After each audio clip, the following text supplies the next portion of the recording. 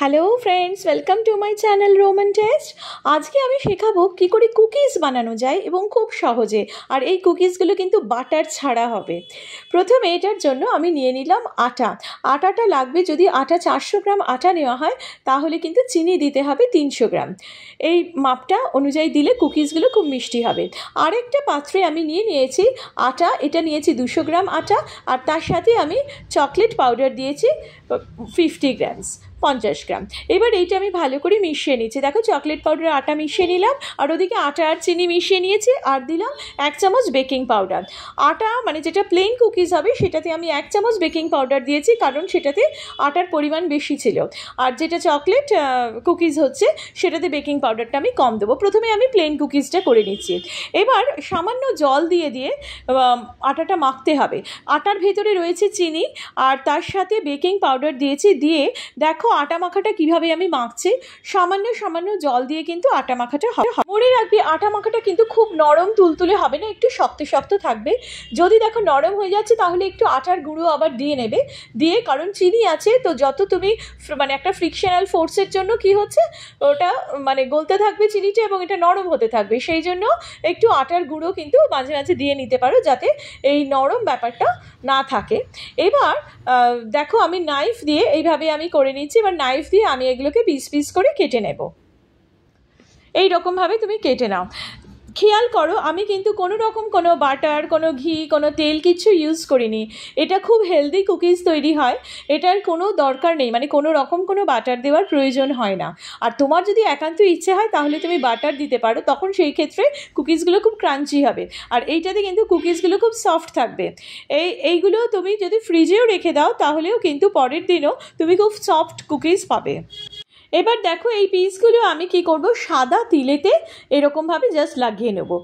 যেহেতু এই ডোটার মধ্যে চিনিটা রয়েছে, তার জন্য তিলের ওপর দিলেই কিন্তু তিলগুলো লেগে যাবে এবং লেগে গিয়ে খুব সুন্দর একটা টেক্সচার আসবে, খেতেও ভালো লাগবে। আর তোমরা জানো সাদা তিল খাওয়া শরীরের পক্ষে খুবই ভালো। তো সেই জন্য এই কুকিজগুলো আমি বারবার বলছি খুব হেলদি কুকিজ হবে। তোমরা এটা যখন তখন মানে টিফিনেও খেতে পারো, ব্রেকফাস্ট, ইভিনিং যে কোনো স্ন্যাক্সে এটা খেতে পারবে। খুব সহজে কিন্তু এটা তৈরি হয়ে যায়। এবার তোমার যদি বাটার পেপার না থাকে তাহলে সাদা কাগজে সামান্য সাদা তেল দিয়ে এইভাবে একটুখানি ঘষে নাও। দেখো আমি যেভাবে করে নিয়েছি, এইভাবে তোমার কিন্তু বাটার পেপারেরই কাজ করবে। সাদা কাগজের উপরে অল্প খুব সামান্য তেল দিয়ে কিন্তু এই জায়গাটা এরকম করে নেবে। তারপরে একটা স্টিলের থালা কিংবা যে কোনো প্লেটের ওপরে আমি দেখো যেভাবে রেখেছি, এইরকম বাটার পেপারের ওপরে আমি কুকিজগুলো দিয়ে দিলাম। দিয়ে এবার কড়ার মধ্যে দিয়ে দেবে। কড়াই অবশ্যই একটা স্ট্যান্ড বসাবে, তার উপর থালাটা দেবে, দিয়ে তারপরে ঢাকা দিয়ে দাও। প্রথমে হাই ফ্লেমে থাকবে, তারপর একটু মিডিয়াম ফ্লেম দেবে। তো মোটামুটি প্রিহিট যদি হয় কড়াটা, তাহলে 15 থেকে 20 মিনিটে তোমার এই কুকিজগুলো রেডি হয়ে যাবে। একটু চামচ দিয়ে দেখে নেবে, চামচের ওই পেছন দিকটা দিয়ে একটুখানি ঢুকিয়ে, যেরকম আমরা কেক যে টেস্ট করি ওইভাবে একটু দেখে নিও। তাহলেই দেখবে যে চামচের গায়ে একটুও লাগছে না, কিংবা নাইফের গায়ে একটুও লাগছে না, বুঝে যাবে কুকিজগুলো একদম রেডি। চকলেট কুকিজও সেম ওইভাবেই তৈরি হবে।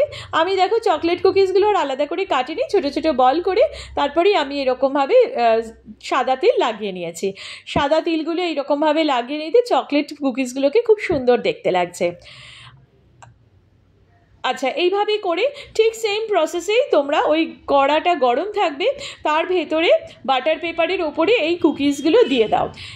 মনে রেখো, তোমরা প্রথমে কিন্তু যে কড়াটা দিচ্ছ সেই কড়াটা কিংবা যে কোনো বড় যদি ফ্রাইং প্যান হয় সেটা কিন্তু অবশ্যই প্রিহিট যেন থাকে। এবং প্রিহিট ওই প্যানটার ভেতরে একটা স্ট্যান্ড দেবে, স্ট্যান্ড বসিয়ে তার মধ্যে এই থালাটা দেবে। এটা কিন্তু স্টিলের থালা হলে ভালো, এই প্লেটটা দেবে এবং দিয়ে তার উপরে ওই বাটার পেপার, না হলে এগুলো লেগে যাবে থালাতে। আর একটু খেয়াল রাখবে, 15 থেকে 20 মিনিট তোমরা দেখবে একদম, মানে তারপর যদি নাইফ একটু ঢোকাও তাহলে দেখবে একদম সফট হয়ে গেছে, আর নাইফের গায়ে কিন্তু কিচ্ছু লাগবে না। একদম কুকিজ রেডি হয়ে যাচ্ছে। এবার বলো কেমন লাগলো। প্লিজ ভিডিওটা লাইক করো, শেয়ার করো, কমেন্ট করো, আর নতুন বন্ধুরা প্লিজ সাবস্ক্রাইব করে আমার পাশে থেকো। এনজয়।